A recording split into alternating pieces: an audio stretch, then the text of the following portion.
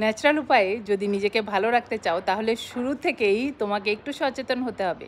পানি খেতে হবে বেশি বেশি করে। পরিমিত পরিমাণে পানি খেলে এই সমস্যাগুলোর সমাধান শুরু থেকেই তুমি ভালো করতে পারবে। কিন্তু একটা গাছের পাতা খেয়েও কিন্তু তুমি তোমাকে ভালো করতে পারবে। সেই গাছের পাতাটা লাগানো খুব সহজ আর এটা খাওয়াও খুব সহজ। চলো বন্ধুরা, তাহলে আজকে শেয়ার করে ফেলি গাছের পাতা খেয়ে কি করে তুমি সুস্থ থাকতে পারবা। এমন একটা গাছের পাতা যেটা অনেক উপকার করে। এই সমস্যাগুলোর সমাধান অল্প থাকতেই করবে।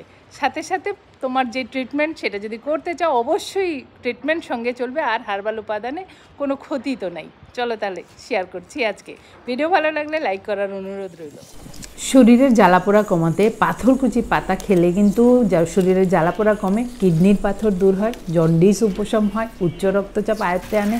পাথরকুচি পাতা প্রতিদিন পরিষ্কার করে ধুয়ে 2 থেকে 3টে চিবিয়ে খেয়ে ফেলো, অথবা রস করে খেতে পারো খালি পেটে।